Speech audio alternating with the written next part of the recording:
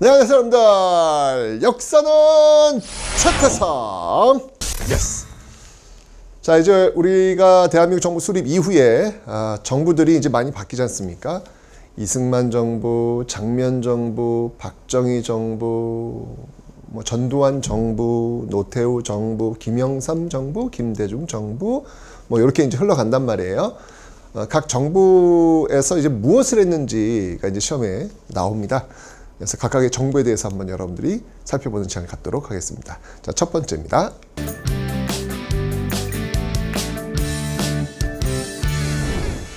자, 먼저 이제 이승만 정부부터 한번 살펴볼 텐데요. 자, 이승만 정부의 집권 여당은 바로 자유당입니다. 이 집권 여당은 여러분들 좀 기억을 좀 해놓으셔야 돼요. 왜냐하면 요게 키워드가 될 가능성이 있어요. 뭐 지금 미리 말씀을 드린다면 이승만 정부는 자유당, 그 다음이 박정희 정부는 공화당, 그 다음이 전두환 정부는 민정당. 네, 이렇게 여러분들 일단 대표적인 그 정당들의 이름들은 기억을 좀 해놓으셔야 되겠습니다. 이승만 정부는 자유당이 되겠습니다. 자, 이승만 정부 출범 과정을 살펴보면요, 기본적으로 제헌 헌법 50총선에 의해서 국회의원, 헌법을 제정하는 국회의원들이 선출이 되었고, 그들이 이제 제헌헌법을 만들었지 않습니까? 그 제헌헌법에 의해서 대통령을 선출하는데, 자, 우리가 제헌헌법, 처음으로 이제 만든 헌법이죠. 그 제헌헌법은 지금과는 좀 다릅니다. 대통령을 어떻게 뽑느냐? 바로 대통령을 간접 선출, 간접 선거에 통해서 대통령을 뽑았다. 그러니까 직선제라고 하는 것은 국민이 대통령을 직접 뽑는 것이고, 간선제라고 하는 것은 국민이 직접 뽑지 않고 다른 방법을 통해 가지고 대통령 뽑는 방식을 이야기하죠. 이때 제헌헌법에서는요, 간선제, 대통령을 국회에서 뽑았습니다. 그러니까 국민들이 국회의원을 뽑고 그 국회의원들이 대통령을 선출하는 그런 간선제 방식이었다라고 하는 것을 기억을 좀 해놓으시면 되겠습니다. 국회입니다. 국회. 자, 이렇게 가지고 이제 초대 대통령의 이승만이 당선이 되었죠. 그러니까 여러분들 대한민국 임시정부, 일제강점기 때 출범했던 대한민국 임시정부 초대 대통령도 이승만, 그리고 이제 광복 이후 대한민국 정부 수립하고 초대 대통령도 역시 이승만, 이렇게 출범을 하고 있습니다. 자, 이 이승만 정부가 제일 먼저 해야 될 거, 이제 출범을 했으니까 제일 먼저 해야 될 게 대표적인 게 두 가지예요. 반민특위입니다. 일제 부역한 자들을 처단하는 것, 너무 중요하죠, 여러분들. 그러니까 여러분들 역사가 왜 중요하냐면요, 역사에 죄를 지은 자들을 처단해야 돼요. 이걸 처단하지 않으면 무서운 줄을 몰라요. 역사가 무서운 줄 몰라서 또 그런 상황이 되었을 때 이걸 용감하다는 표현을 써야 되나? 그러니까 모르니까 또 가는 거예요. 무섭지가 않은 거예요. 또 그런 모습이 반복되는 거예요. 근데 역사에서 잘못된 것을 처단을 해야 또 그런 일이 벌어졌을 때 앞에 이런 사례가 있었는데 이렇게 될 수 있겠어? 라고 하면서 생각을 하는 거예요. 이게 생각할 수 있는 힘을 주는 게 바로 역사입니다. 역사에서 이 잘못된 건 처단을 해야 돼. 그래서 만들어진 게 바로 반민특위입니다. 그러니까 반민족 행위자들, 일제강점기, 일제 부역하면서 일제 빌부터 가지고 잘 먹고 잘 살면서 나라 팔아먹었던 사람들 벌 받아야죠. 그게 바로 역사에서 정의를 세우는 거거든요. 그래서 이제 이승만 정부에서 제일 중요하게 여겼던 게 이제 반민특위, 이게 이제 시행돼야 되는 거고, 또 두 번째는 뭐였냐면 농지개혁이에요. 왜냐하면 일제강점기 동안 우리가 얼마나 가난했어요. 그죠? 대부분 일본 지주들의 땅을 소작하면서 살았던 아픔이 있단 말이에요. 이제는 일본인들이 남기고 갔던 그런 토지라든지 그 여타의 토지들에 대해서 토지가 없었던, 대한민국이 출범하는 데 있어서 토지가 없었던 사람들에게 토지를 나눠주는 거 굉장히 중요한 일이었습니다. 정치적으로는 반민족 행위자 처벌, 그리고 경제적으로는 농지개혁. 이게 이제 대한민국 이승만 정부의 가장 큰 숙제였죠. 그런데 이게 반민특위를 하다 보니까 반민족 행위자들이 지금 이제 끌려오기 시작을 하는데, 어라? 이게 뭐 이승만 정부에서 지금 일하고 있는 뭐 장관 뭐 이런 사람들이 지금 다 끌려오는 거예요. 그러자 이승만 대통령이 야, 이러면 이제 이승만 정부를 이거는 유지하기 어렵겠다. 지금은 이제 북한과의 어떤 대치 상황 속에서 일단은 지금 이승만 정부가 지금 굴러가야 되는데 굴러가지 못하겠다라고 판단해가지고 결국 반민특위가 운영이 안 됩니다. 반민특위가 결국은 실패로 돌아가면서 결국 일제강점기에 일제 부역자들, 일제에 빌붙었던 사람들을 처단하지 못하는 역사적 비극이 이루어지게 되었던 것이죠. 자, 그래서 반민특위 이제 실패로 돌아갔는데 반면에 농지개혁 제가 다시 한번 다음에 한번 설명해 드릴 기회가 있을 텐데 농지개혁은 이제 말 그대로 이제 북한 같은 경우는 무상 몰수, 무상 분배식으로 토지 개혁을 했어요. 근데 뭐 우리는 이제 자본주의 사회이기 때문에 무상 몰수는 어렵단 말이에요. 그래서 유상 매입, 유상 분배, 돈을 주고 그러니까 삼정보를 기준으로 해가지고 그 이상은 가질 수가 없는 거예요. 그래서 그 이상은 정부한테 내놔야 돼. 그럼 정부는 돈을 주는 거야. 그리고 농민들한테 돈을 받고 토지를 지급하는 이런 방식으로 농지개혁이 이루어지게 되는데 이건 굉장히 잘했습니다. 이거는 나름대로 성공한 그런 모습들을 보이고 있다라는 이야기죠. 자, 이게 이제 이승만 정부에서 지금 보였던 그런 모습인데 이런 어떤 개혁들, 이건 사실 이제 재헌헌법에서도 사실은 이런 내용들은 들어가 있었던 내용이에요. 들어가 있었던 내용. 그래서 이 이승만 정부지만 또 한편으로는 재헌국회, 이 재헌국회에서도 이런 것들이 이미 논의되었다. 헌법적으로도 이런 것들이 지금 들어와 있었다라는 거 기억하시면 되겠습니다. 자, 그런 과정 속에서 이제 6.25 전쟁을 겪게 되었습니다. 오늘 앞에서 제가 설명을 드렸고요. 근데 6.25 전쟁 과정 속에서 이제 미국이 이제 원조를 하죠. 그 전후로 해가지고 원조를 하는데, 이렇게 되면서 이제 이때 이제 뭐가 들어오냐면, 세 가지가 들어와요. 뭐냐면 설탕, 그 다음에 밀가루, 그 다음에 면화. 설탕 색깔 어때요? 하얀색이죠. 밀가루 색깔 어때요? 하얀색이죠. 면화 색깔 어때요? 하얀색이죠. 모두 하얀색이에요. 그래서 이게 이제 원조로 들어오면서 300, 세 가지의 하얀 그 원료를 재료로 하는 산업이 발달하게 되었다. 그래서 300 산업의 발달을 또 이승만 정부 때 가져오게 됩니다. 뭐 여러분들 뭐 가장 대표적인 게 있다면 그 떡볶이예요, 떡볶이. 원래 이 떡볶이는 쌀로 만든 거였고요. 그 다음에 굉장히 고급 요리였어요. 근데 광복되고 나서 6.25 전쟁 전후에서 밀가루가 이제 막 쏟아지니까 밀가루가 대체가 된 것이죠. 그리고 그 밀가루를 가지고 소위 그 오뎅이라고 하지 않습니까? 오뎅. 어묵이죠, 어묵. 그것도 이제 밀가루를 만든 거예요. 거기에 이제 그 시장에서 나오는 그 생선들 잡어라고 합니다. 이게 좀 이렇게 뭔가 어떤 상품성이 좀 떨어진 어떤 그런 잡어들 다 때려 넣어가지고 밀가루 많은 게 해가지고 튀겨가지고 나온 것이죠. 그래서 밀가루가 워낙 많았기 때문에 그런 어떤 그 식생활에서도 큰 변화를 가져오게 되었던 것입니다. 자, 어쨌건 이런 어떤 그 미국의 원조에 의해서 300산업이 발달하게 되었는데, 자, 이제 이 민주주의에 대해서 우리가 좀 기억을 좀 해야 될 것 같아요. 민주주의의 원칙 중 하나는 뭐냐면 약속을 지키는 거예요. 그러니까 룰이 하나 정해졌잖아요. 그럼 그 룰 안에서 약속을 지키는 거예요. 이게 유리하건 불리하건 서로 간에 약속이 정해지면 그 약속을 지키는 건데, 문제는 뭐냐면 우리나라 민주주의의 발전을 보면요, 그 약속을 잘 안 지켰다라는 데서 이제 문제가 심각해집니다. 문제가 심각해지면서 그때마다 자신의 어떤 권력을 더 유지하기 위해서 약속을 안 지키는 거예요. 그러니까 원래 정해졌던 룰을 자꾸 깨는 거예요. 그리고 자기한테 유리한 룰을 바꾸는 그런 모습들이 보여지게 되는 것이죠. 헌법이 여러분들 이게 재헌헌법을 출발해가지고 몇 번 바뀌냐면 우리나라 무려 9번 바뀌어요. 그러니까 여러분들이 이제 죽어나는 거야. 이 9번을 다 외워야 되니까. 사실 여러분 우리보다 민주주의 역사 훨씬 앞서 있는 미국조차도 헌법을 바꾸지 않습니다. 뭐 수정헌법은 좀 약간의 어떤 그 수정한 건 있지만 틀은 바꾸질 않아요. 헌법은 그런 거예요. 사실 미국 같은 경우에 지금 뭐 대통령 당선시키는 그런 모습을 보면 좀 어떻게 보면 좀 비합리적이에요. 이 국민들이 직접 표결로 해가지고 그 표결에 의해서 대통령이 선출되는 게 아니라 그 한 지역에서 표결에 의해서 뭐 사람들을 뽑고 그들이 이제 승자 독식 뭐 이런 식으로 가는 걸 보면 저게 국민들의 그 의사를 제대로 반영하는 건가?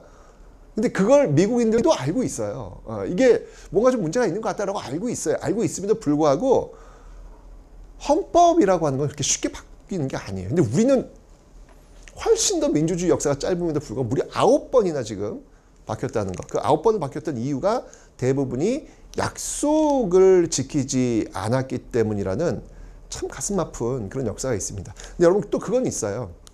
서구 민주주의 역사는요, 무려 한 300년, 300년 동안 쭉 이어져 내려오는 그 과정을 보면 여러분들 왕의 목을 내리치는 역사도 있습니다. 피해 역사가 분명히 있어요. 그런 것들이 점진적으로 와가지고 지금의 모습이 있는 거예요. 근데 우리는 민주주의 역사가 한 50여 년밖에 안 되는 거예요. 그 50여 년 동안 서구가 한 300여 년 동안 했던 걸 그 한 번에 해버리는 거야. 우린 뭐든지 다 빨리빨리야. 예, 그러다 보니까 좀 이렇게 이렇게 막 정신이 없어 보이고 뭔가 좀 왜 이런 거야 도대체 이런 생각이 들 수 있겠지만 어쨌건 빠른 시간 내에 그 민주주의를 학습하고 자리를 잡기 위해서 우리는 노력했고 그리고 성공했다는 거예요. 예, 그래서 그런 것들은 여러분 좀 이해하시고 접근을 하시라라는 얘기입니다. 자, 이제부터 이제 개헌사를 한번 볼게요. 재헌헌법에서 이제 이게 틀인데 이게 바뀐다고요. 이게 왜 바뀌었냐면 1948년도에 지금 이제 국회의원들 뽑았고 그 국회의원들이 이승만을 뽑았잖아요. 근데 1950년도 총선은 국회의원들 뽑는 거야. 대선은 대통령 뽑는 거고 50년 총선에서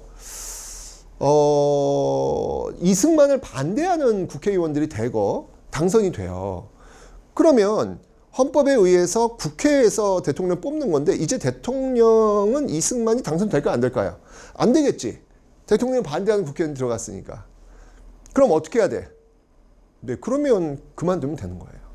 그게 민주주의라니까. 그게 약속이란 말이야. 근데 이게 안 된다고 생각하니까 되는 방법을 찾는 거예요. 그거 뭐야? 헌법 바꾸는 거예요. 룰을 바꾸는 거죠. 그러니까 그렇게 하면 안 되는 거죠. 근데 룰을 여기서부터 이제 비극이 시작되는 거예요. 헌법을 이제 늘 한 번 바꿔 놓으면 이제부터 마음껏 바꾸는 거죠. 그래서 나온 게 이제 1차 개헌인데 1차 개헌을 우리는 뭐라고 하냐면 발췌개헌이라고 그래요. 발췌개헌. 이 발췌개헌이 있었던 게 발췌는 뭐냐면 이제 뭐 이렇게 헌법을 하는데 좀 더 좋은 헌법을 대통령제에서도 또 의원 내각제에서도 좋은 거 이렇게 뽑아가지고 이렇게 더 좋은 헌법이야 발췌한 헌법이야 뭐 이런 어떤 포장을 했을 뿐이야. 근데 본질은 뭐냐면 대통령 직선제예요. 직선제. 국민들이 직접 뽑겠다는 거예요. 왜냐면 이때가 언제였냐면 6.25 전쟁 때예요. 6.25 전쟁 과정이야.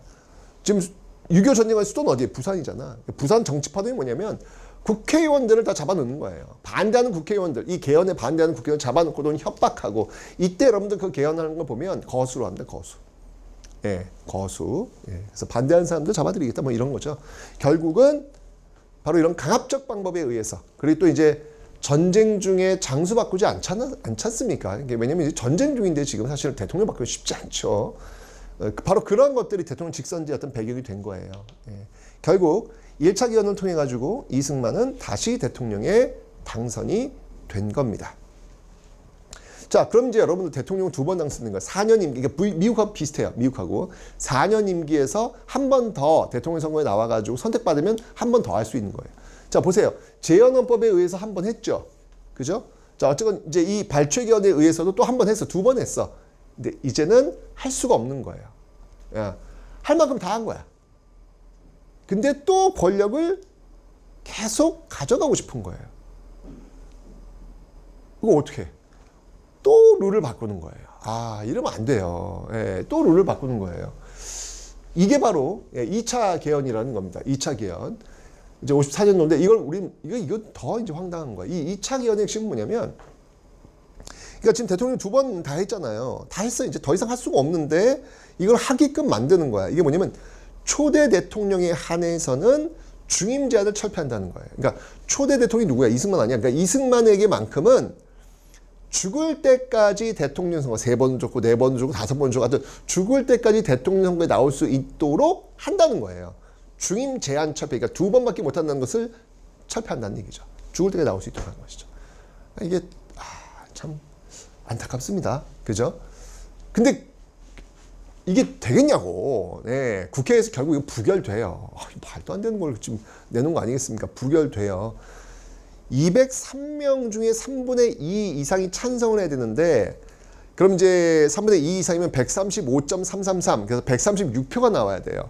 그런데 뚜껑을 열었더니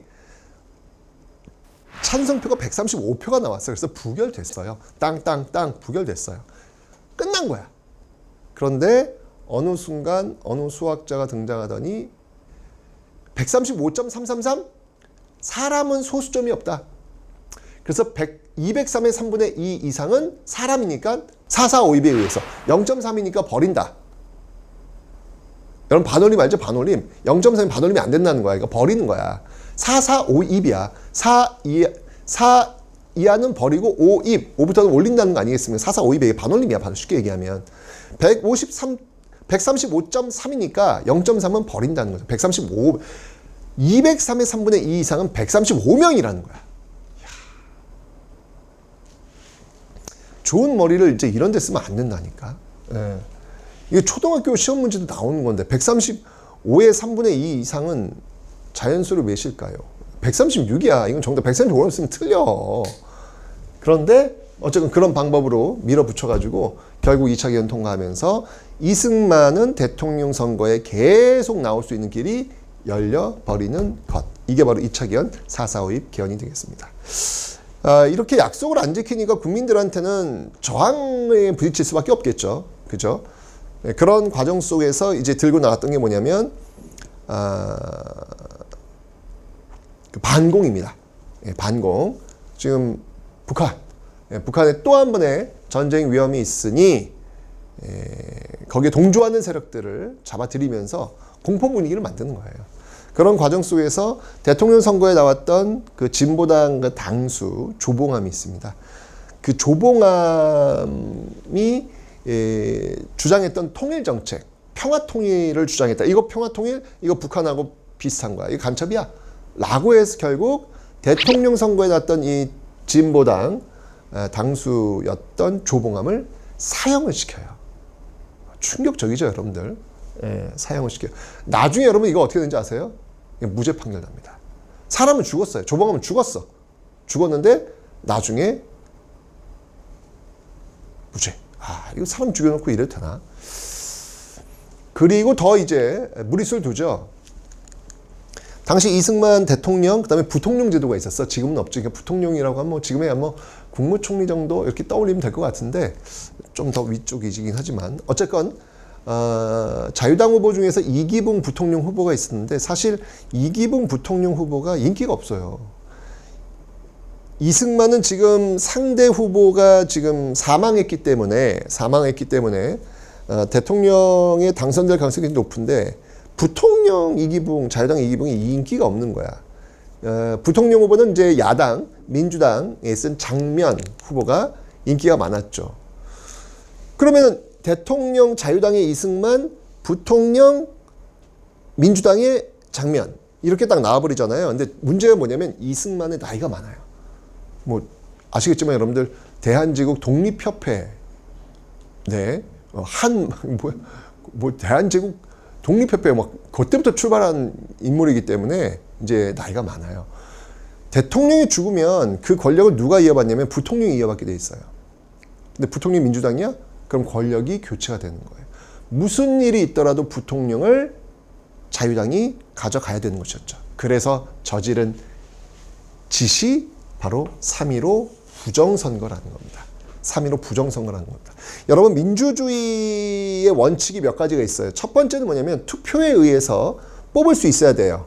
권력을 대리할 수 있는 사람을 투표에 의해서 우리가 선출할 수 있어야 돼요. 또 하나 뭐냐면 그 선출의 과정이 공정해야 돼요. 이게 민주주의의 원칙 중 하나입니다. 그런데 3.15 부정선거 이걸 어떻게 했냐면 1960년 3월 15일 예를 들면 이거죠. 이기붕, 부통령 이기붕을 당선시키기 위해서 한 지역구에 투표할 수 있는 인원이 예를 들면 100명이야. 100명이야. 투표할 수 있는 전체 인원 100명이야. 근데 그 투표를 열었더니 투표함에서 이기붕 찬성표가 150표가 나온 거야. 어떻게 이럴 수 있냐고. 투표할 수 있는 사람 100명인데 이기붕 찬성 150표. 뭐예요? 미리 집어넣은 거야. 미리 집어넣은 거야. 이런 어떤 그 부정선거를 저지르니까 학생들, 네, 고등학생들, 중고등학생들, 아니 반장 선거도 이렇게 안 해. 근데 지금 어른들이 지금 하는 이 작태를 보니까 이거 말이 안 되는 거야. 학교 수업 시간에 배웠던 민주주의가 아닌 거예요. 그래서 학생들이 들고 일어난 거야. 그게 바로 4.19 혁명의 도화선이 되는 겁니다. 이 3.15 부정선거, 3.15 이날부터 이제 싸우기 시작하는 거예요. 근데 이때 이 3.15 이 부산 마산 이쪽에서 이제 마산에서 지금 3.15 마산 시위가 있었는데 이때 김주열이라는 학생이 실종이 돼요. 사라져요. 근데 김주열이라는 학생이 마산 앞바다에서 며칠 뒤에 떠올라. 시신으로. 어떤 상태인데? 눈에 최루탄이 박혀있는 상태로.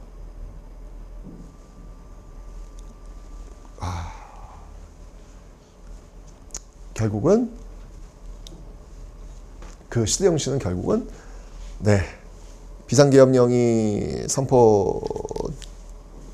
선포되었지만 막을 수가 없었죠. 이때도 총격이 가해집니다.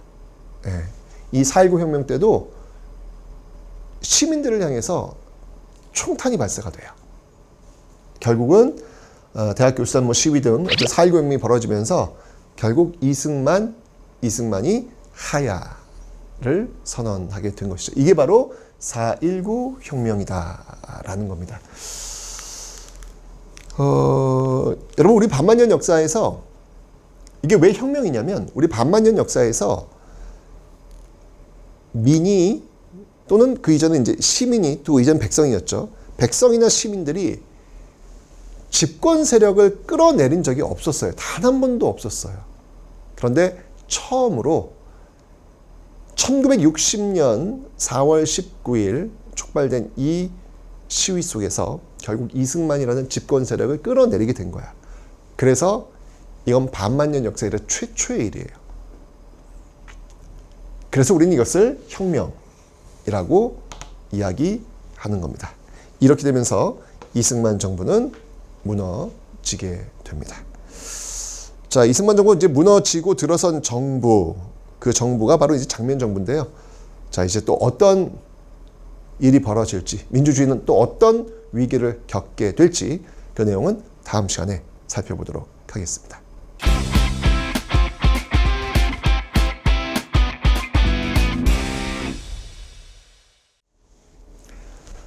네, 안녕하세요 여러분들. 역사는 최태성.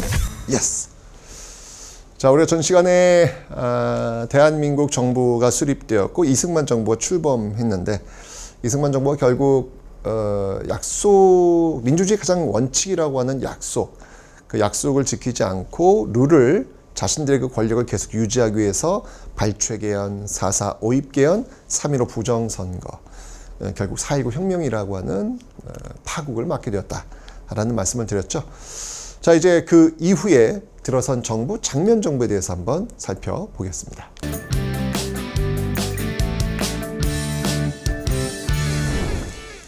자, 이 장면 정부는 여러분들 기본적으로 민주당입니다. 민주당인데요. 장면 정부가 들어서기까지 그 과정을 한번 살펴볼게요. 여러분, 이제 4.19 혁명은 이제 시험에 나오는 그런 민주화 운동이에요. 기억해 주셔야 됩니다. 그러니까 4.19 혁명의 키워드가 뭐였냐면 3.15 부정선거, 김주열이라는 학생, 김주열, 그리고 이승만의 하야. 3.15 부정선거, 김주열, 이승만 하야. 이게 이제 가장 핵심적인 키워드예요. 기억하고 계셔야 됩니다. 자, 이 4.19 혁명으로 이승만이 이제 하야를 하면서, 일단 지금 정부가 지금 이제 없는 거나 마찬가지잖아. 그래서 잠깐 이 혼란을 방지하기 위해서 과도 정부가 들어서요. 과도 정부, 과도 정부. 과도 정부라고 하는 건 이제 다음 정부로 넘어가기 전에 잠깐 유지하고 있는 그런 정부 형태를 이야기합니다. 과도 정부. 그 과도 정부를 이끌고 있었던 사람이 누구냐면 허정이라는 사람이에요. 이 사람 이름이야. 장면도 사람 이름이고 허정도 사람 이름이야. 외자야, 외자. 그러니까 허정이라고 하는 인물, 당시 그 외교를 이끌고 있었던 인물인데요. 그가 이 과도 정부를 이끌게 됩니다. 자, 이 허정 과도 정부가 들어서면서 제일 먼저 한 게 뭐냐면 개헌이에요. 이제 이번 개헌은 그 앞에 있었던 뭐 발출 개헌이라든지 4.4.5입 개헌과 좀 다르게 뭔가 이제 이 앞에 있었던 어떤 그 정부 형태를 반성하기 위한 그런 성격의 개헌입니다. 좀 다르죠. 그래서 이 개헌의 모습은 뭐냐면 대통령, 그러니까 이승만이라고 하는 그 대통령에게 권력을 몰아줬더니 이거 너무 독재의 어떤 모습이 나타날 수 있다. 그래서 한 사람의 권력을 몰아주는 것은 위험하다라고 해서 우리나라의 역사상 최초이자 마지막으로 도입한 정부 형태가 있습니다. 그게 바로 내각 책임제라는 거예요. 내각 책임제. 여러분, 내각 책임제는 뭘까? 어려워하지 마시고요. 일본을 떠올리시면 돼요. 일본이 내각 책임제예요. 일본은 천황이 있고, 그러니까 천황은 뭐 그냥 상징적 존재잖아요. 그 다음에 일본 수상이 모든 걸 또 그러니까 입헌군주제 식으로 이제 관리를 하죠. 근데 뭐냐면 총선에서 이기면 그 집권 여당이 권력, 그러니까 행정까지도 다 장악하는 거예요. 책임을 지는 거야, 쉽게 얘기하면. 투표를 통해 가지고 절대 의석을 차지한 그 당이 아예 행정까지 담당을 하는 거예요. 책임을 지는 거야, 그냥.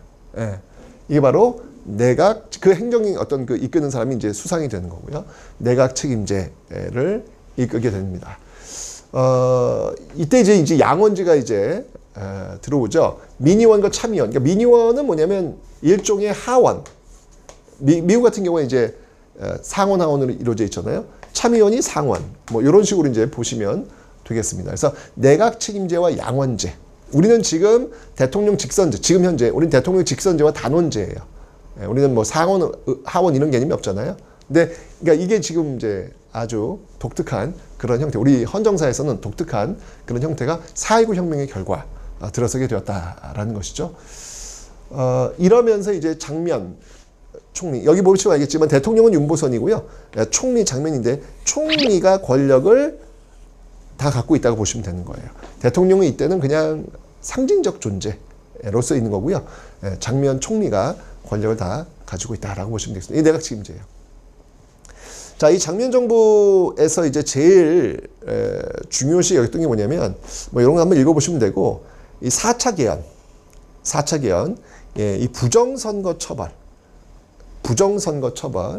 왜냐면 이제 앞에 지금 이제 부정선거, 3.15 부정선거에 의해서 지금 4.19 혁명이 발발했잖아요. 그래서 이 부정선거 사범들을 아주 더 강력하게 처벌하기 위해서 한 번 더 개헌을 하는데, 요거는 뭐 그냥 한번 4차 개헌은 그냥 넘어가셔도 됩니다.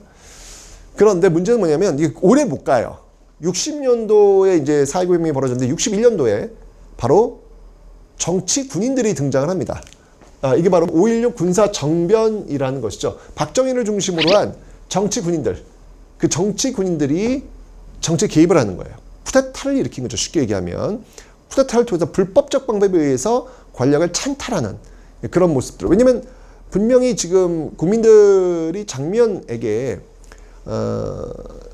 지금 힘을 실어줬음에도 불구하고 당시 지금 북한과의 어떤 그 적대적 어떤 상황 속에서 이렇게 민주주의를 시험하고 테스트하는 어떤 그런 과정들은 위험하다고 본 거예요. 일단은 안정이 필요하다. 그 안정을 되찾기 위해서는 군인들이 권력을 장악할 필요가 있겠다라는 명분으로 5.16 군사 정변을 일으키게 된 겁니다. 이러면서 이제 그 전에 있었던 정부의 모든 기능은 다 스탑이 되는 것이죠.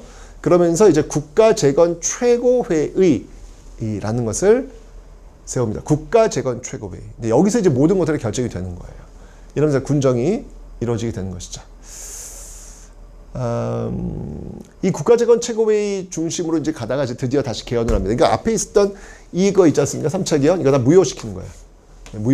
무효시키고 다시 대통령 중심제 5차 개헌이 이루어집니다. 5차 개헌, 그리고 단원제. 대통령 중심 이제 4년 중임. 네, 4년 중임. 그러니까 어찌 본다면 발췌 개헌, 그러니까 그 4년 중임이라고 하는 것은 이제 그 앞에 있었던 이승만 정부의 어떤 헌법과도 상당히 유사한 헌법이죠. 다시 이제 돌아간 거예요. 4년 중임의 어떤 그런 모습들을 보이고 있습니다. 그러니까 딱 2번밖에 할 수 없는 거예요. 2번밖에. 여기까지. 또 한 번 선출된다면. 그리고 단원제. 자, 이렇게 되면서 이제 바로 박정희가 대통령에 당선되는 그런 어떤 모습들을 보이고 있습니다. 4.19 혁명에 의해서 민주정부가 들어섰지만 결국 군사정변에 의해서 그 민주정부 무너지고 다시 개헌을 통해 가지고 박정희 대통령이 당선되는 그런 모습들을 지금 보이고 있는 것이죠. 자, 이 박정희 정부는요, 알고 있어요. 왜냐면 이게 지금 불법이라는 걸 알고 있습니다. 이거 군인들이 정치 들어오면 안 되죠. 그죠? 불법이에요, 불법. 근데 중요한 건 뭐냐면 불법을 이겨낼 수 있는 결과를 가져와야 되는데 이때 명분이 뭐였냐면 잘 살아보세요. 네. 가난을 극복하는 것. 이게 목표였습니다. 일단은 지금 너무 가난하니까 그 가난을 극복하겠다, 해보겠다 라는 기치를 걸고 나온 게 바로 박정희 정부가 되겠습니다. 자, 어떤 모습으로 그러면 박정희 시대 제3공화국이라고도 하는데요. 1공화국이 이승만 정부고 2공화국이 장면 정부, 3공화국이 이제 박정희 정부가 출범하는데 어떤 모습으로 3공화국은 출발하게 되는지 그 내용은 다음 시간에 살펴보도록 하겠습니다.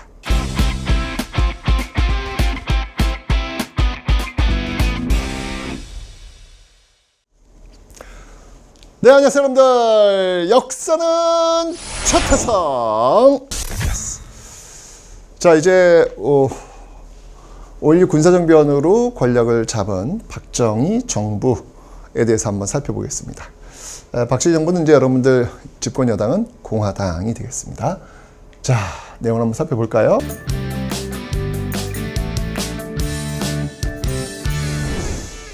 자, 여러분들 이 박정희 정부는 지금 제가 공화당이다라고 말씀을 드렸고요. 일단 이제 박정희 정부의 가장 큰 목표는 뭐였냐면, 일단 기본적으로 이제 합법적 방법에 의해서 권력을 장악하지 못했잖아요. 물론 이제 뒤에 이제 선거를 통해서 권력을 잡았긴 했지만 출발 자체는 군사 정변이라는 방법을 통해 가지고 지금 권력을 잡은 상태란 말이죠. 그래서 뭔가 이제 그런 권력, 불법적인 어떤 그 방법에 의한 권력을 잡았는데 어떻게 하면 이것을 또 상쇄시킬까? 그게 바로 이제 경제였죠. 무슨 일이 있더라도 가난에서는 벗어나야 되겠다라고 하는 게 이제 이 박정희 정부의 가장 큰 목표였습니다. 그래서 이제 나온 게 뭐였냐면 이제 경제개발이에요. 그러니까 60년대 1, 2차 경제개발 5개년 계획, 그 다음에 이제 70년대 3, 4차 경제개발 5개년 계획. 이 경제개발이 굉장히 중요한 역할을 하는 것이고, 이 경제개발 5개년 계획을 관통하면서 한강의 기적이라고 하는 산업화를 성공시켰던 그런 어떤 모습들을 가지고 있습니다. 자, 그래서 그 내용들을 한번 살펴볼 텐데요. 1, 2차 경제개발 5개년 계획, 주로 이제 60년대에 전개가 됩니다. 근데 이때는 이제 기본적으로 너무 돈이 없잖아요. 가난한 거죠. 가난하니까 결국은 이제 그 모습을 이제 경공업 위주로 갈 수밖에 없어요. 경자가 뭐냐면 가볍다는 얘기, 가벼운 공업이라는 이야기거든요. 주로 이제 돈 조금 드는 신발, 옷 만드는 거, 가발, 이런 것들을 이제 중심으로 해서 갈 수밖에 없는 것이죠. 우린 돈은 없지만 값싼 노동, 값싼 인력들은 지금 그때 당시에는 많이 있었으니까 어떻게든지 물건을 좀 싸게, 단가를 좀 낮춰가지고 싸게 만들어 수출하는 그런 전략을 갖게 되는 겁니다. 여러분들 왜 지금도 보면 우리가 베트남 또는 인도네시아, 말레이시아 또는 중국, 메디인 차이나 이런 거 있지 않습니까? 싸잖아요. 그건 뭐냐면 그 지역에서 물건을 만들 때 그만큼 단가를 적게 하고 만들 수 있다는 얘기죠. 왜? 노동력이 싸니까. 우리가 이제 그때 그랬다는 얘기예요. 우리가. 지금은 인건비가 비쌉니다. 한국이.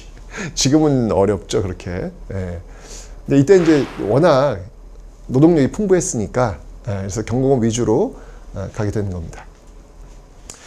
자, 그렇게 해서 이제 발달을 시키는데 문제는 뭐냐면 어쩌면 경공업을 하려고 해도 일단 돈이 필요했겠죠. 그걸 어떻게 해결했을까? 뭐 국내엔 돈이 없어요. 그래서 외부에서 자금을 가지고 올 수밖에 없는 상황이었죠. 결국 박정희 정부는 결정을 합니다. 바로 일본과 수교하기로. 일본이 어떤 나라예요? 우리나라 그 35년 동안 식민지로 착취했던 그런 나라 아니겠습니까? 그런 나라와 다시 수교를 한다.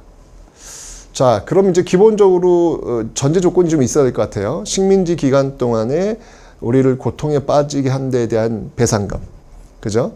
그리고 진정성 있는 사과, 뭐 이런 것들이 이제 전제가 되어야겠죠. 그런데 지금 그런 어떤 전제들이 제대로 이행되지 않고 있는 상황이었죠. 그래서 격렬한 저항에 또 부딪히게 됩니다. 1964년에 있었던 6.3 시위라는 건데요. 학생들이 또 이때도 마찬가지로 학생들이 나오게 돼 있어요. 이 근현대사에서 여러분들 항상 그 시대의 변화의 앞에 있었던 주체는 학생들이에요. 학생들. 중고등학생, 대학생들. 이 학생들이 항상 그 변화의 주체에 섰던 그런 모습들인데 여기도 이제 마찬가지로. 아니, 식민지 지배에 대한 사과 없는 수교를 어떻게 받아들일 수 있는가 라고 하면서 격렬한 시위를 하게 되었지만 결국은 누르고 65년도에 한일협정을 체결하게 됩니다. 여기서 이제 돈을 이제 받게 되는 거예요. 뭐 식민지 35년 동안 그 계산하면 뭐 말도 안 되는 돈이지만 어쨌건 박정희 정부는 그걸 갖고 할 게 많았습니다. 뭐 대표적인 게 경부고속국도, 포항제철 이런 것들을 지금 만들 수 있는 그런 어떤 그 자본으로 사용하려고 했던 것이죠. 그리고 좀 더 돈이 필요했는데 이때 이제 여러분들 베트남 전쟁이 터져요. 미국이 이제 이때 참전하게 되면서 여기에 우리가 이제 파병을 하게 됩니다. 베트남 파병. 이 베트남 파병을 통해서도 또 우리가 굉장히 많은 자금을 또 가져올 수 있었죠. 이렇게 60년대 1, 2차 경제개발 5개년 계획을 하는 과정 속에서 우리가 필요한 돈을 한일 수교, 그 다음에 베트남 파병 이런 걸 통해 가지고 자금을 확보한 거예요. 그래서 경제를 비약적으로 발전시켰죠. 예, 계속 발전시키게 되면서 국민들도 이제 경제가 개발되니까 인정을 한 거예요. 그래서 박정희 정부는 다시 한번 대통령 후보에 나와서 당선이 됩니다. 그러니까 60년대는 박정희 정부가 계속 가게 되는 거예요. 그래서 두 번, 4년, 4년, 8년을 박정희 정부가 책임을 졌습니다. 이제 끝난 거예요. 헌법의 약속에 의해서 끝난 거예요. 끝난 거예요. 그럼 어떻게 해야 돼요? 물러나면 되는 거예요. 물러나면 되는 거예요. 그런데 이게 참 그 앞에 이승만 정부의 선례, 그러니까 이 선례가 이렇게 있으면 안 돼요. 이 선례가 있으면 이거 자꾸 이렇게 유혹에 빠지게 되는 거거든. 그래서 항상 올바르지 않은, 정의롭지 않은 그런 선택을 가장 먼저 하는 거는요, 역사에서 큰 죄를 짓는 겁니다. 네, 이승만 정부에서 이제 그런 식으로 뭐 발췌개헌, 뭐 국회의원들 막 찍어 누르고 4.4 오입개헌, 말도 안 되는 이야기 들이대면서 막 이렇게 바꿔놨잖아요. 그런 역사가 있는 거라. 그러니까 여기도 또 이제 권력을 계속 가지고 가고 싶은 어떤 그런 욕심이 있는 거예요. 그래서 두 번 했으면 끝내야 되는데 또 약속을 바꿔요. 또 룰을 바꾸는 거예요. 그게 뭐였냐면 바로 6차 개헌이 이제 또 나오는 겁니다. 그래서 이제 3선 개헌 딱 한 번만 더 하겠다는 거예요. 딱 한 번만 더 하겠다는 거죠. 이게 바로 3선 개헌이라는 겁니다. 자, 3선 개헌 반대 운동을 펼치게 되는데 결국 이제 이게 통과가 되죠. 되면서 70년대로 넘어오게 됩니다. 그러니까 선거에 의해서 지금 세 번 박정희 정부가 당선이 된 거예요. 70년으로 넘어오면서 이제 이때 어떤 그 자금을 통해서 경부고속국도가 이제 이때 놓이게 된 겁니다. 경부고속국도가 놓이게 되면서 여러분들 이거 굉장히 중요한 거예요. 이게 마치 사람 몸에 그 혈관이 있잖아요. 동맥이 흐르는 거라고 보시면 되는 거예요. 그러니까 이 경부 고속국도는 쉽게 얘기하면 외국에서 물류들이 부산으로 들어왔을 때 그 부산에서 들어온 물건들을 서울로 올릴 수 있는 길이 구축된 거예요. 그 전까지 이게 없었어요. 예, 없었어요. 구축이 된 거예요. 예. 이러면서 이제 물류가 돌기 시작하는 거죠.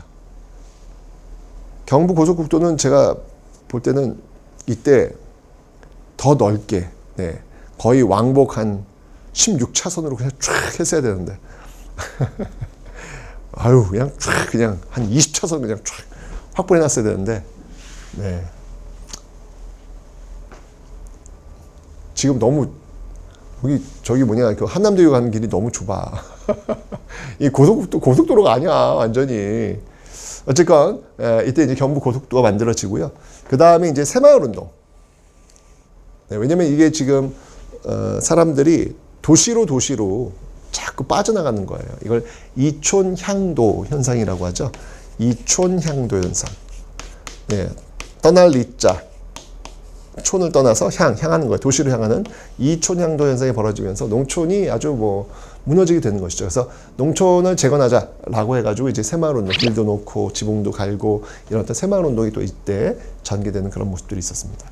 근데 어쨌거나 이 60년대 이 경공업은요, 이게 지금 어디를 토대로 해서 움직이는 거냐면 이거는 저임금. 네. 아까 제가 얘기했잖아요. 이 저임금에 의해서 움직이는 겁니다. 굉장히 노동 착취와 같은 그런 모습들이 많이 있었죠. 지금은 상상도 할 수 없는 거예요. 그래서 그런 어떤 노동 착취에 대해서 인간답게 살 수 있는 기회를 달라라고 해가지고 요구했지만 받아들이지 않으니까 결국 자신의 몸을 분신하면서 이 전태일 분신 사건이 또 이 70년도에 벌어지게 되는 겁니다. 여러분들 이때 전태일이 요구했던 게 뭔지 아세요? 엄청난 대단한 걸 요구한 것 같죠? 아니에요. 그냥 일주일에 일요일은 쉬게 해주세요. 하루에 10시간 이상 노동은 하지 않게 해주세요. 이런 내용들이에요. 그 말은 건 뭐냐면 일요일도 없이 일을 했고 하루에 10시간 이상 노동을 했다는 얘기 아니겠습니까? 그죠? 많게는 14시간, 네, 진짜 일하면서 이런 모습들이 워낙 많이 있었어요. 예, 워낙 많이 있었습니다. 지금은 여러분들 주 5일째, 주 4일째 이야기하고 있고, 8시간 노동 확실하고, 노동법 너무 강화되고 그러지 않습니까? 그죠? 여러분들이 지금 너무 당연하게 누리고 있는 어떤 이 모습들이 사실은 이렇게 많은 사람들이 여러분들이 지금 이 시간을 만들어주기 위해서 싸웠기 때문에 여러분들 지금 그거를 누리고 있는 거예요. 여러분 지금 선물을 받고 있는 거예요. 역사의 선물을 받고 있는 거예요. 항상 여러분들의 어떤 시간과 공간이라는 것들이 그냥 여러분들의 노력에 의해서만 만들었다고 생각하시면 정말 안 돼요. 역사를 배우는 이유가 뭔지 아세요? 나의 시간과 나의 공간이 나의 능력에 의해서만 만들어진 것이 아니라 바로 나 앞에 있던 사람들의 그 수많은 노력에 의해서 지금의 나의 시간과 공간이 있다는 것을 알기 위해서요. 왜냐하면 이걸 알아야 나도 이 사회를 위해서 무언가를 할 수 있을지 고민하게 되고 실천하게 되는 거기 때문에 역사가 그래서 배운 거죠. 자, 70년도 이제 이런 어떤 고통을 겪게 되고요. 그 다음에 이제 70년대로 넘어옵니다. 60년대에서 이제 70년을 넘어오는데,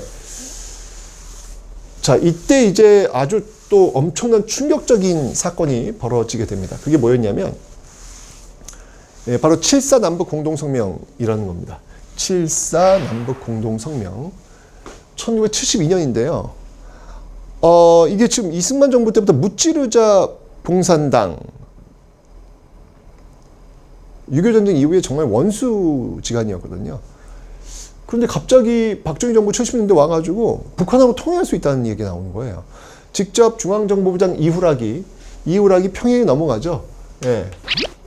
그래서 평양에서 김일성을 만나요. 만나가지고 통일 3대 원칙을 발표를 합니다. 자주평화 민족 대단결에 의해서 통일할 수 있다. 그리고 이런 것들을 이제 하기 위해서 남북조절위원회를 열겠다.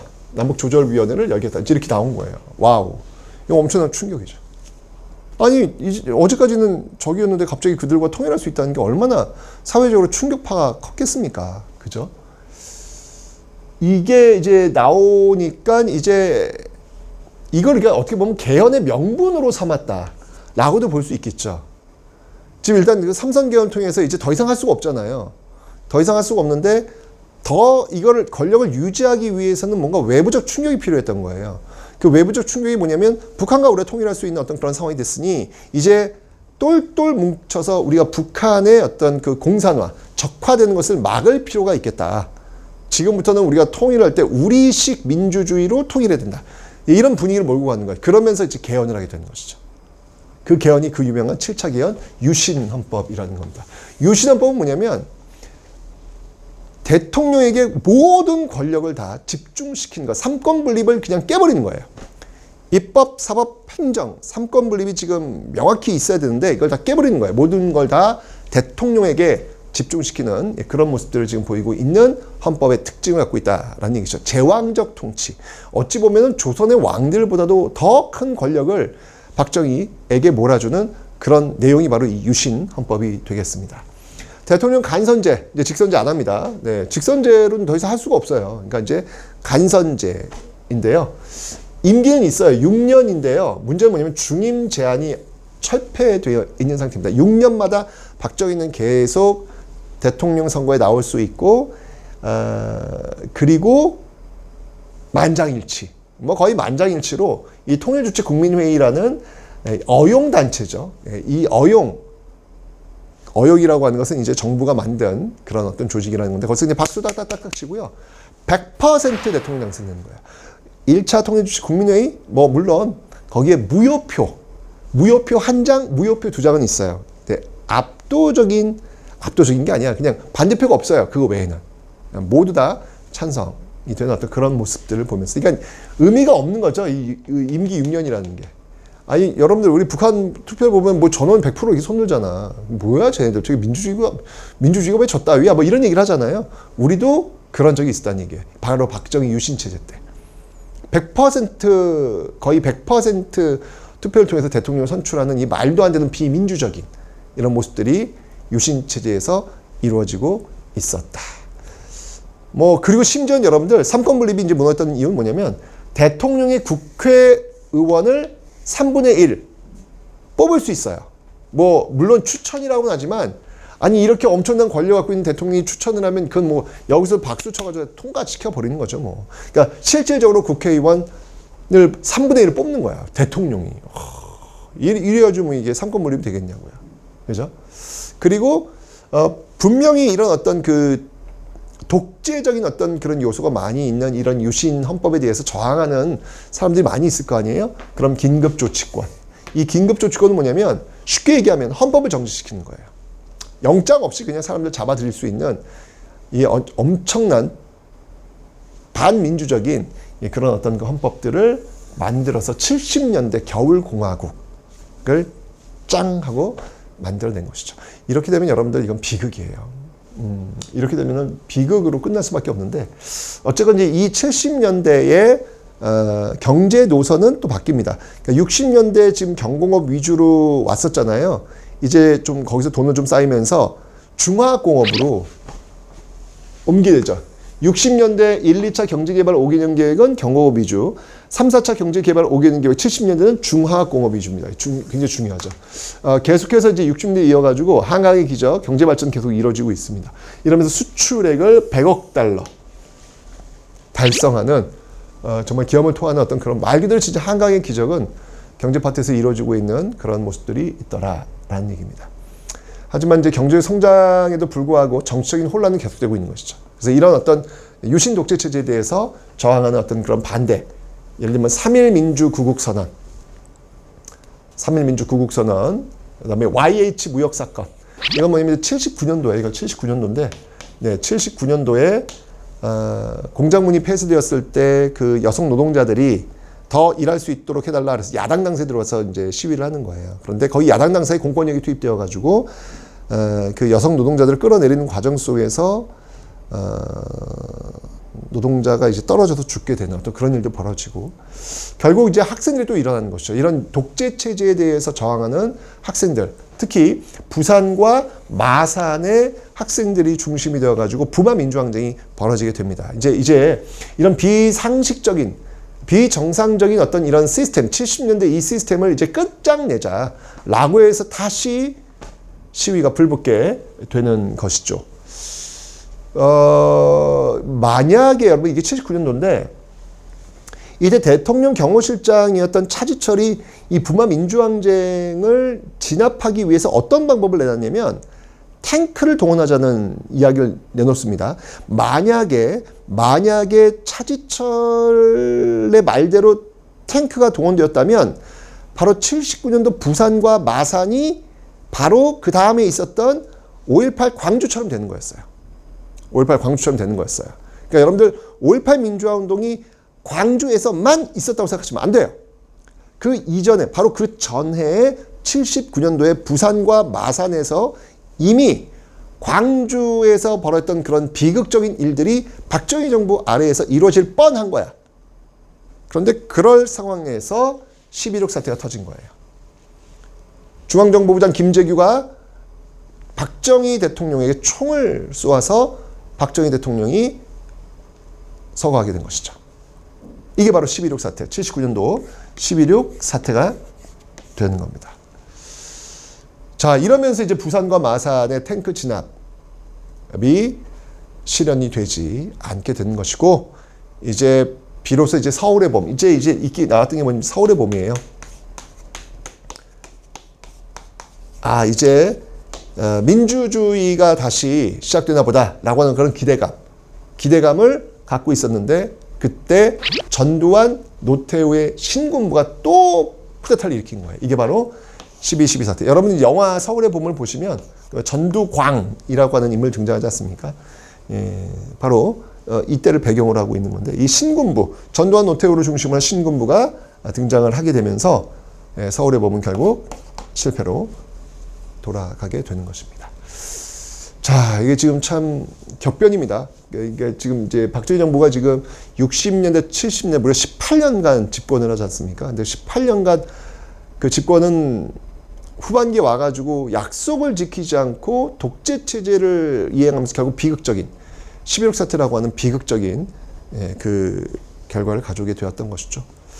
자, 이후에 지금 또 어떤 일들이 벌어지게 될지 그 이후의 모습을 한번 다음 시간에 살펴보도록 하겠습니다.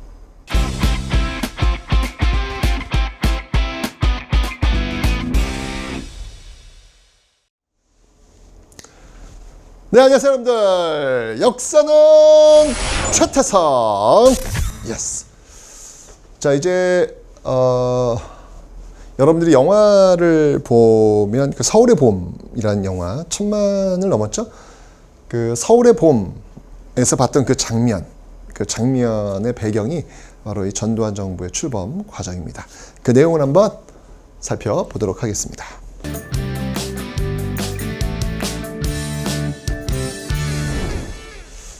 자, 전두환 정부의 일단 집권 여당은요, 민정당입니다. 민주정의당의 약자가 되겠습니다. 민정당인데요. 네, 바로 그 12.12 사태, 그러니까 12.12 쿠데타죠. 쿠데타를 통해서 권력을 장악했고, 그러면서 이제 서울의 봄의 어떤 그 분위기를 그냥 지워버린 그런 시도가 되겠습니다. 이 신군부, 전두환, 노태우를 중심으로 한 이 신군부가 비상계엄령, 그러니까 이 비상계엄령은 사실은 12.6 사태부터 이제 출발이 됩니다. 그러다가 신군부가 비상계엄령을 전국적으로 확대를 하게 되죠. 이렇게 되면서 이 시위를 탄압하게 되는데, 그때 끝까지 저항했던 그곳이 어디였냐면 바로 전라도 광주입니다. 제가 말씀을 드렸지만 여러분들, 광주만 이런 일이 있었던 게 아니고요. 전국적으로 이미 박정희 시대 그 말기부터 부산도, 마산도, 대구도 뭐 다 전부 다 지금 이 독재에 저항하는 어떤 그런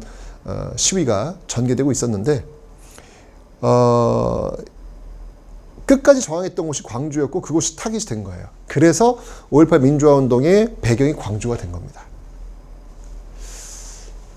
이때 이 5.18 민주화운동 때 이제 요구했던 건 뭐냐면 일단 이제 계엄 해제, 비상계엄 해제죠. 군인들이 이제 계엄, 비상계엄이라고 하는 건 뭐냐면 군인들이 행정권을 접수하는 거예요. 예, 그 군인들이 이제 이 권력을 접수하면서 이제까지 어떤 기본적인 어떤 그 시스템이 이제 마비가 되는 것이죠. 그들에 의해서 이제 권력이 넘어가는 거니까.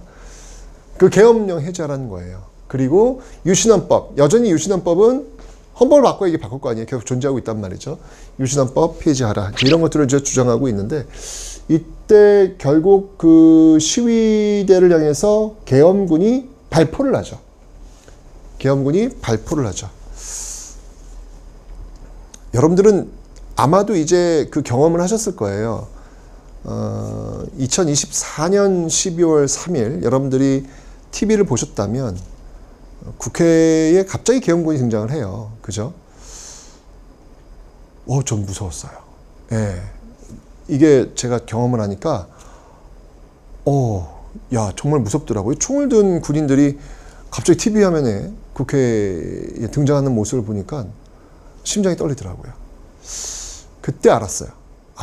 5.18 때 그 계엄군을 만나야 했던 그 광주 시민들이 얼마나 무섭고 아팠을까라는 생각을 했어요. 여러분들도 지금 이제 강제로 인다 그 경험을 해버린 거야.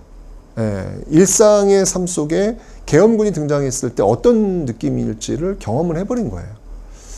그러면서 다시 이제 이 5.18의 그 아픔에 대해서 다시 한번 우리가 좀 공감대를 좀 형성할 수 있는 어떤 그 계기가 되지 않았나라는 생각이 듭니다. 게다가 또 그 한강 작가의 소년이 온다 그 책에도 이때 그 아픔들을 너무나도 고통스럽게 묘사를 해놨죠. 그래서 이때 이제 이 발포라니까 이제 어떤 그 자위권의 발동이 되겠죠. 뭐 죽어나가고 있으니까 사람들이. 그래서 방어를 하기 위해서 시민군이 이제 결성이 됩니다. 시민군. 4.19 혁명, 5.18 민주화운동, 6월 항쟁에서 유일하게 시민군이 결성이 된 건 5.18 민주화운동이에요. 그만큼 이 계엄군의 진압이 상상 이상을 초월했다는 이야기죠. 정말 뭐 헬기 뜨고 여러분 광주에 가시면 그 금남로에 그 전일 빌딩이라고 있어요. 그 전일 빌딩에 올라가시면 꼭대기에 올라가시면 그 헬기에서 총을 쏜 총탄 자국이 남겨져 있어요.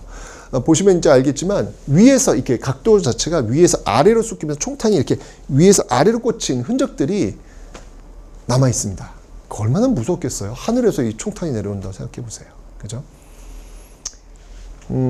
그만큼 이제 계엄군이 아주 강력하게 진압을 했던 그런 모습들이 있었죠. 결국 이제 5.18 민주화운동 때 수많은 사망자를 포함한 이 사상자를 내고 진압이 됐습니다. 그런데 여러분들 5.18 민주화운동이 결국 이 시점에서 실패한 모습으로 보이지만 그렇지 않아요. 이 5.18 민주화운동은 80년 5월 18일이지만 81년, 82년, 83년, 84년, 85년, 86년, 87년 5월 18일 되면 끊임없이 이 5.18로 인해서 전두환 정부는 정통성 없음을, 명분 없음을 끊임없이 고발하면서 계속 그 에너지를 축적하게 됩니다. 그게 터진 게 바로 6월 항쟁이에요. 여러분들 이 5.18과 6월 항쟁은 분리되는 게 아닙니다. 5.18의 완성이 6월 항쟁이라고 보시면 되는 거예요. 5.18에 시작되었던 것이 6월 항쟁으로 마무리되었다라고 보시면 되는 겁니다. 이건 하나로 이제 묶여지는 그런 내용들이 되겠습니다. 자, 어쨌건 이 5.18을 진압을 하고 이제 마치 그 정치군인 박정희가 권력을 5.16 군사정변을 통해서 권력을 장악하면서 국가재건 최고회의라는 걸 만들잖아요. 똑같아요. 전두환도 역시 마찬가지로 국가보위 비상대책위원회라는 걸 만듭니다. 초법적인 어떤 그런 기구예요. 국보위라는 건데요.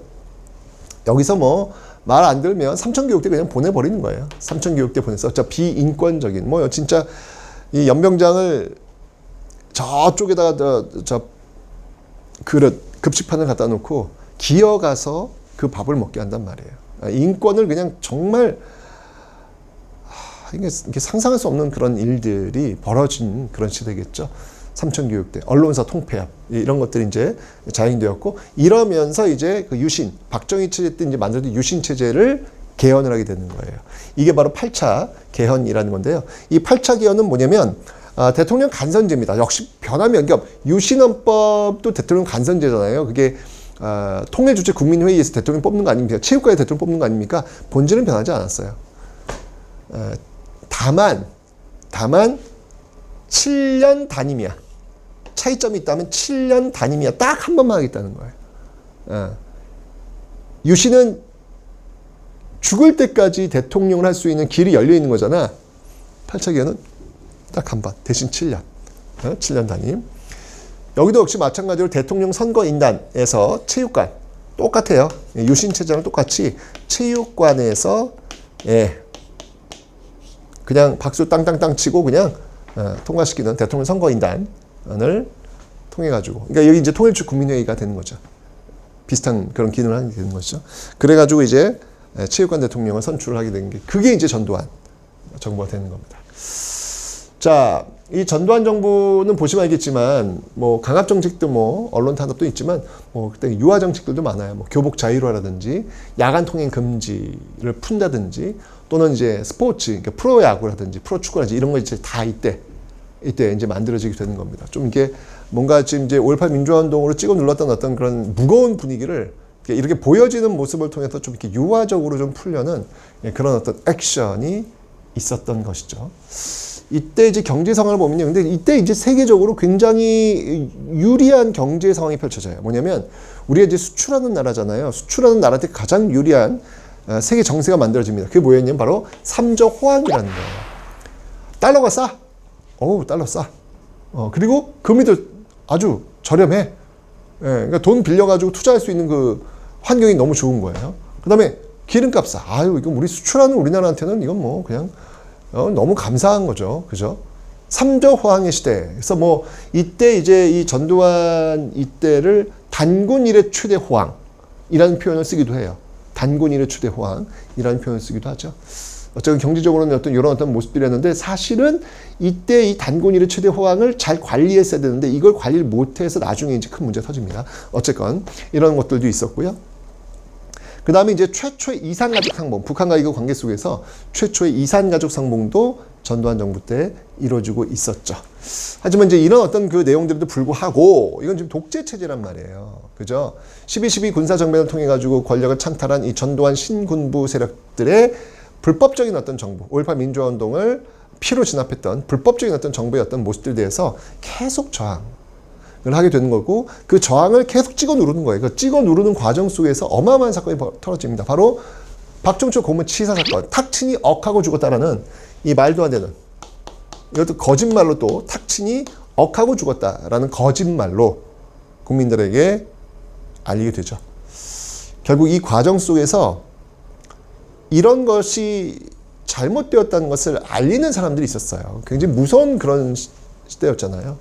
근데 이 박종철을 거만했던 의사, 이거 아무리 봐도 이게 심장 쇼크 아니라는 거죠.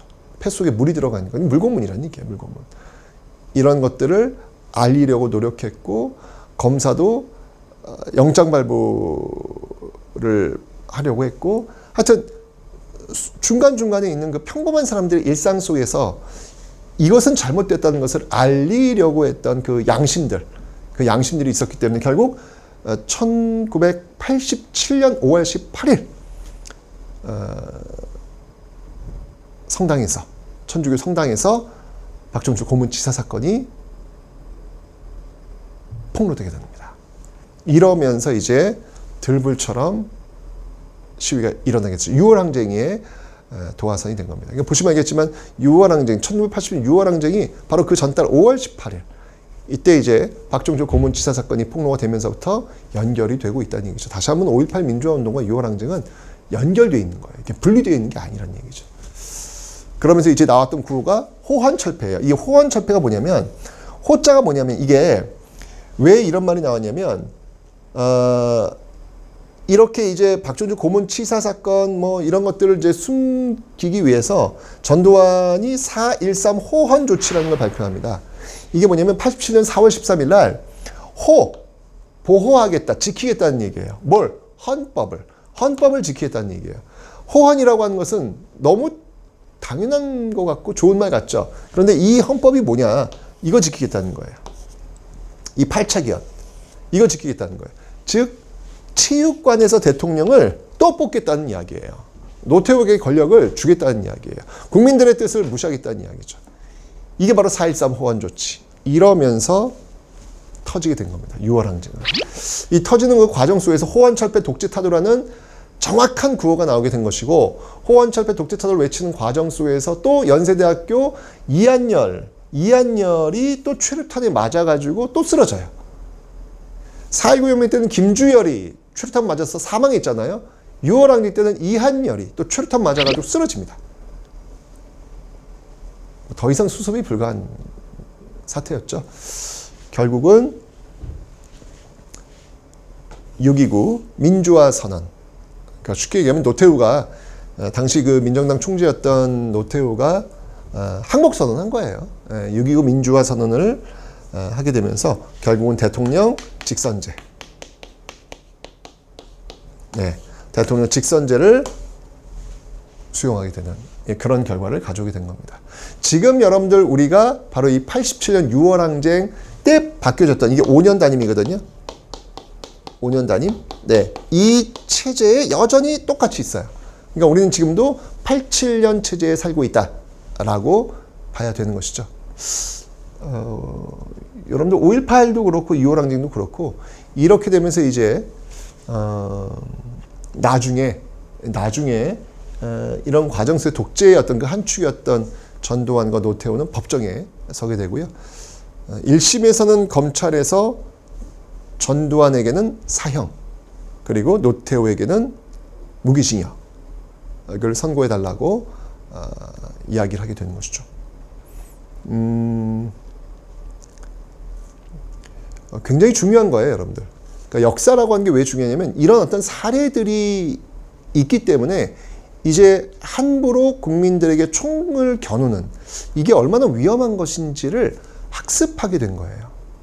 역사에 있기 때문에 그런 겁니다. 역사에서 이런 어떤 잘못에 대해서 잘못됐다라고 기록을 하고 있기 때문에 그런 것들을 배운, 학습한 그 뒤에 오는 사람들은 이제 국민들에게 총을 함부로 겨눌 수가 없게 되는 거죠. 왜냐하면 역사가 무서운 걸 알게 되는 거예요.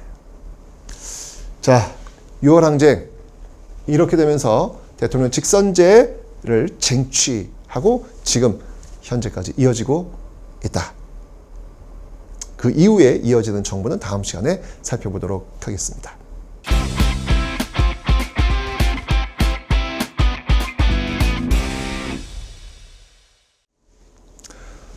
네, 안녕하세요 여러분들. 역사는 최태성. 예스. 자, 이제 6월 항쟁, 6월 항쟁의 결과 이제 노태우 정부가 들어서게 됩니다. 그 내용들 한번 살펴보도록 하죠.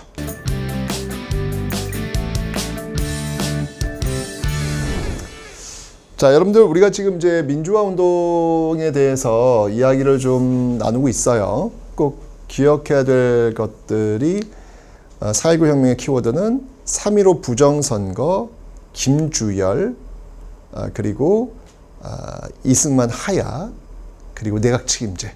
요게 이제 키워드라고 제가 설명을 드렸습니다. 5.18 민주화 운동의 키워드는 계엄군과 시민군, 그리고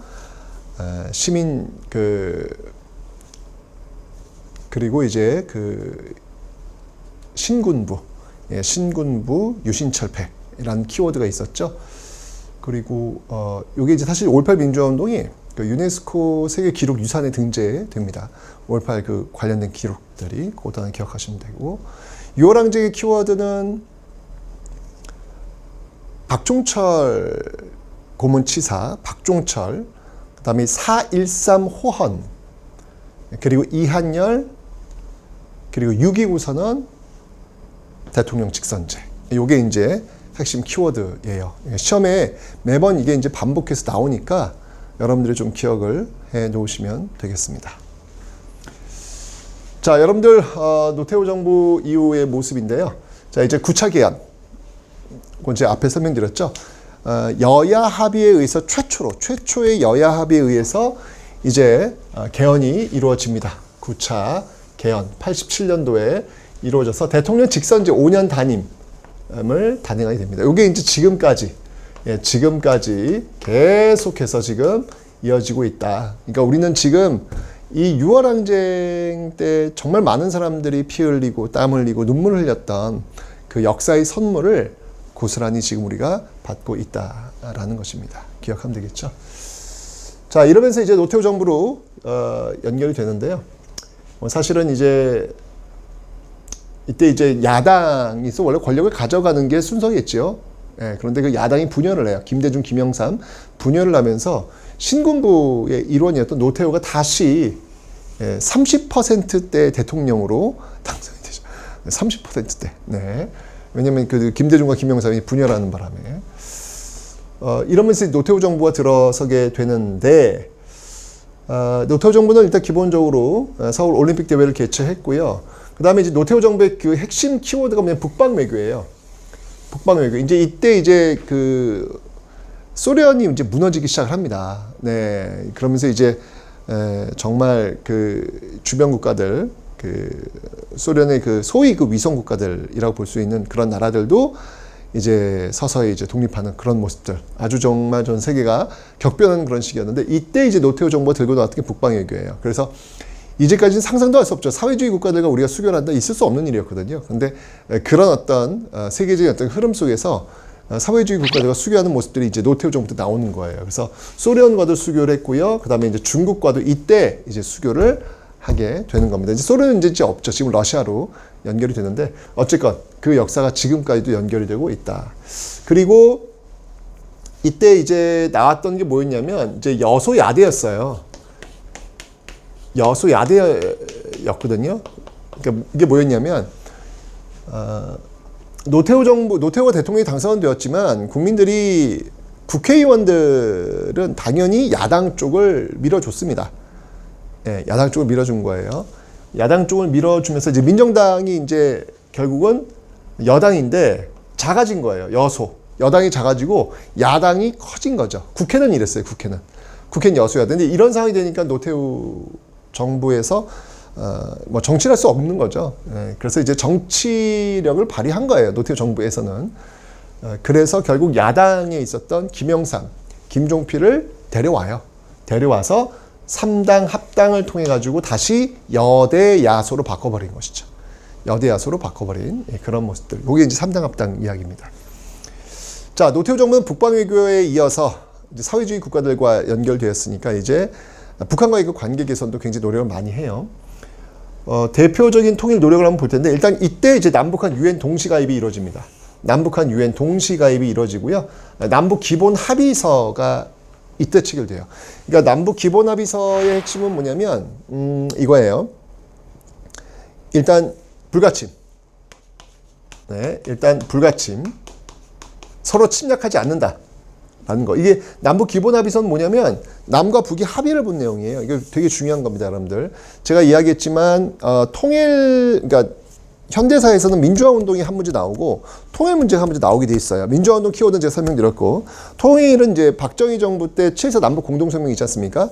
그 7.4 남북 공동성명의 키워드가 뭐였냐면 통일 3대 원칙이잖아요. 자주평화 민족 대단결 그 원칙 그리고 남북조절위원회 요게 이제 키워드라면 이제 노태우 정부에서 여러분 남북 기본 합의서를 이제 기억하셔야 돼요. 남북 기본 합의서. 박정희 정부 때 7.4 남북 공동성명이 있다면 노태우 정부 때는 남북 기본 합의서가 있다라는 것을 기억해 놓으셔야 되는데 남북 기본 합의서는 기본적으로 남북 간의 그 관계를 설정을 해요. 그러니까 남북의 관계는 뭐냐? 이건 잠정적 특수관계다. 그러니까 남과 북은 국가 대 국가의 관계가 아니라 잠정적 특수관계다. 이제 언젠간 통일한다는 이야기예요. 지금 잠정적으로 이렇게 지금 나뉘어져 있을 뿐이다. 그리고 그 둘의 교류는 민족 내부 간의 교류를 봅니다. 국가와 국가의 어떤 그 뭐 수출입이 있을 때, 수출이나 수입이 있을 때, 국가의 어떤 그런 교류가 아니라 민족 내부 간의 교류를 본 것이죠. 이건 이제 우리가 하나가 된다라는 전제 하에서 서로를 이렇게 규정하는 그 관계를 남북 기본 합의서에 담고 있는 겁니다. 예, 여러분 통일이라고 하는 거는요, 이게 뭐 솔직히 좌와 우의 개념이 아니에요. 이거는요.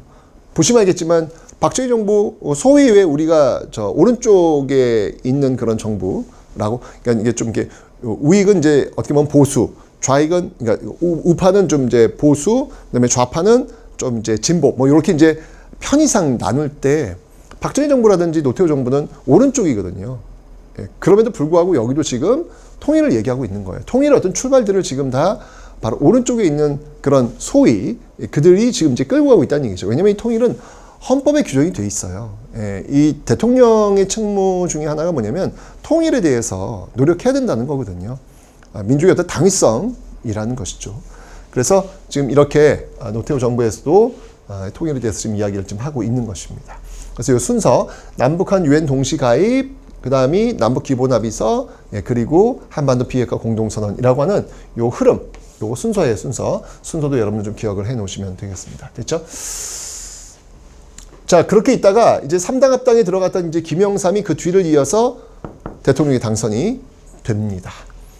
김영삼 정부 때는 이제 드디어 이때 역사 바로 세우기 해가지고 이제 전두환과 노태우가 이제 수의를 입고 법정에 서게 됐죠. 굉장히 상징적인 장면이에요. 왜냐하면 정의를 세운 거예요. 그러니까 역사에서 이제 반란 수계로 들어와요. 12.12 사태, 뭐 이런 어떤 5.18 민주화 운동 관련해서 법정에 서게 되는 건데, 국민들에게 그러니까 불법적으로 권력을 찬탈하고 국민들에게 총을 겨누는 것은 벌을 받는 거다라고 하는 것을 보여준 거예요. 굉장히 상징적인 그런 어떤 장면들을 지금 보여주고 있는 것이죠. 그런 어떤 장면들이 있어야 그 이후에 비슷한 일이 벌어졌을 때 역사 앞에서 두려움을 갖게 되는 거예요. 그래서 역사는 중요한 겁니다. 자, 이런 게 있었고요. 그 다음에 금융실명제. 이건 뭐냐면 이제 예를 들면 쉽게 얘기하면 통장을 개설할 때 내 이름으로 개설해야 되는 거예요. 예.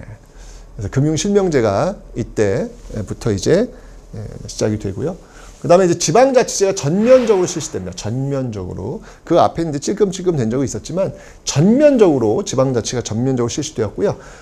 선진국 클럽이라고 할 수 있는 OECD 가입을 하게 됩니다. 근데 이 OECD에 가입을 하면 이게 되게 뭐 좋아는 보이지만 이제까지 개발도상국가로서 좀 누렸던 혜택 이런 것들을 내려놔야 돼요.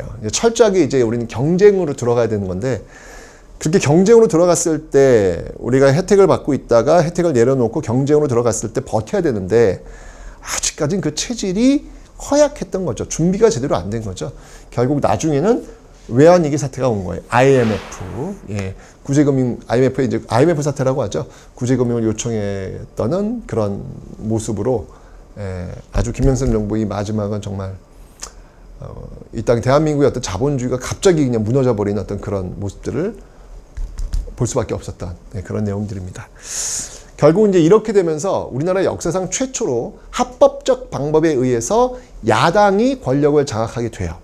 이제까지는 합법적 방법에 의해서 평화적인 방법에 의해서 야당이 권력을 장악한 적이 없었어요. 4.19 혁명 때 이제 장면 정부가 들어섰지만 그거는 혁명적 방법에 의해서 들어선 거잖아요. 그죠? 근데 여기는 이제 선거에 의해서 평화적 방법에 의해서 야당이 이제 IMF라고 하는 이제 특수한 상황이 벌어지다 보니까 이제 처음으로 야당이 권력을 장악하게 되는 그 기회를 국민들이 준 것이죠. 그 정부가 바로 김대중 정부가 되는 겁니다. 자, 그 김대중 정부에 대해서는 제가 다음 시간에 한번 살펴보도록 하겠습니다.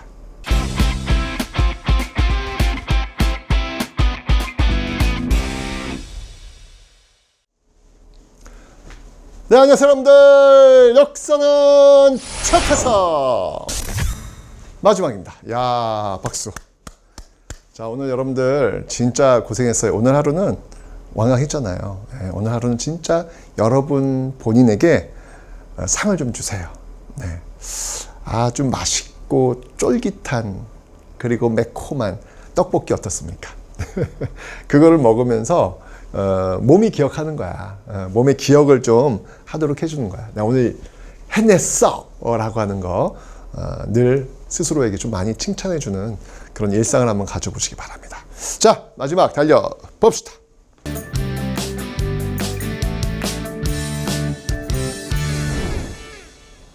자, 이제 평화, 여야가 평화적인 정권 교체가 이루어졌어요. 굉장히 평화적인 방법으로 이루어졌습니다. 뭐 물론 이제 IMF라고 하는 그런 어떤 어려움이 있었지만 어쨌건 김영삼 정부에서 김대중 정부로 교체가 된 겁니다. 여당에서 야당으로 바뀌게 된 것이죠.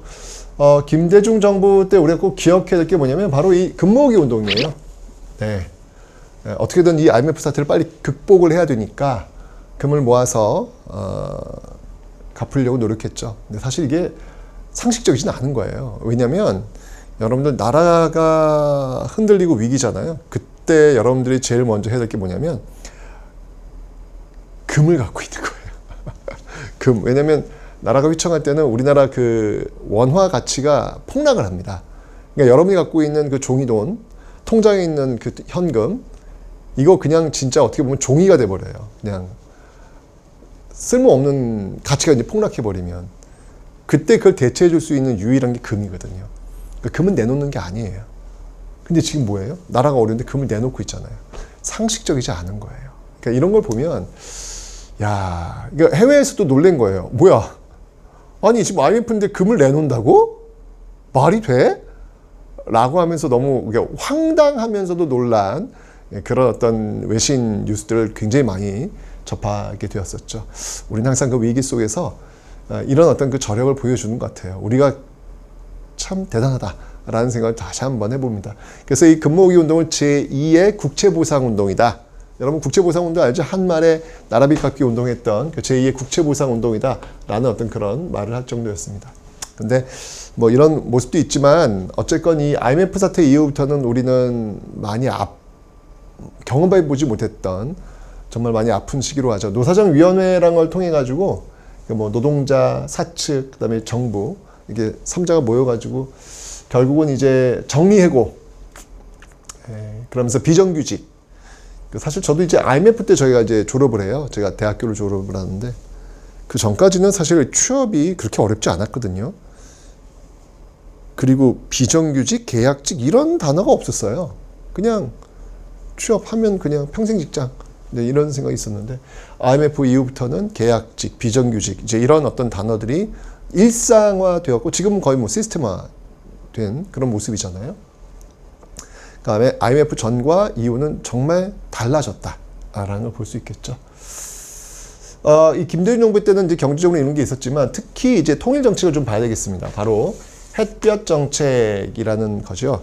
자, 제가 통일 얘기했어요. 박정희 정부 때 7.4 남북 공동성명, 그리고 노태우 정부 때 남북 기본합의서, 그리고 김대중 정부 때 바로 이 6.15 남북 공동선언이라는 것을 여러분들이 또 꼭 기억하셔야 합니다. 반드시 시험에 나옵니다, 여러분들.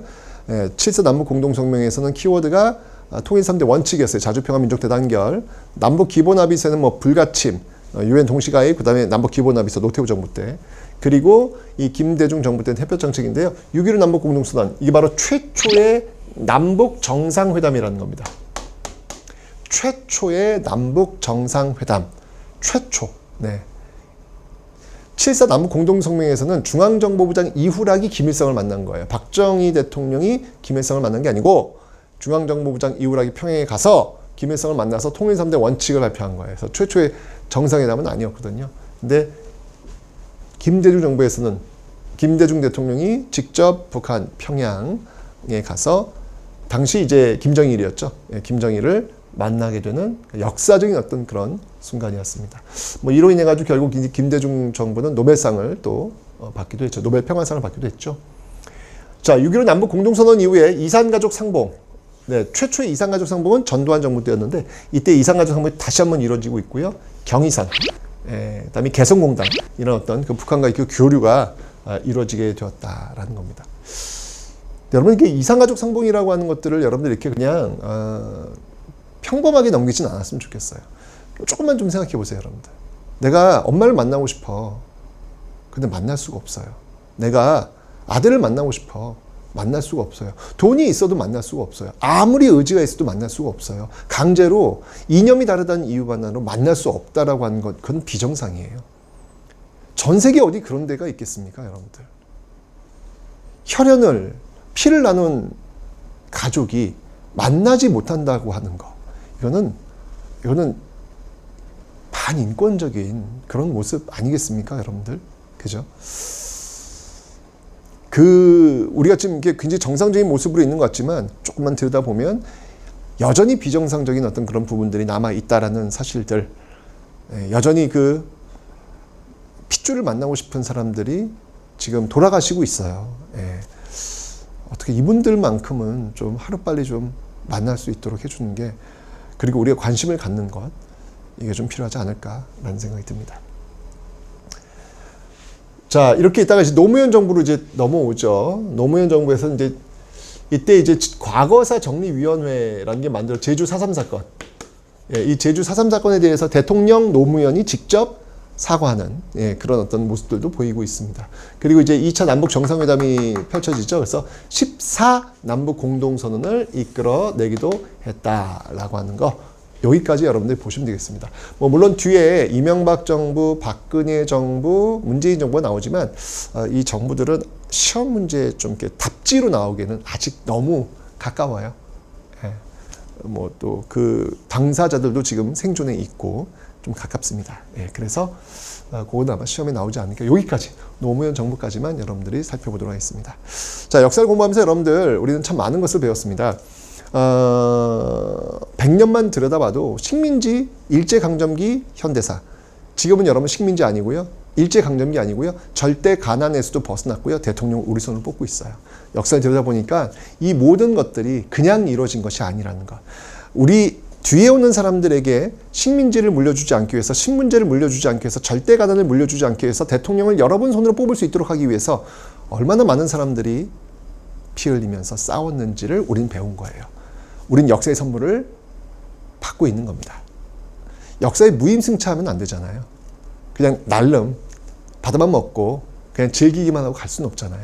또 우리 뒤에 오는 사람들을 위해서 우리는 좀 더 나은, 좀 더 건강한 대한민국을 물려주기 위해서 우리는 무엇을 할 것인가 고민해 볼 수 있는 그런 역사 수업 시간이었기를 바라면서 수능 개념 여기서 마치겠습니다.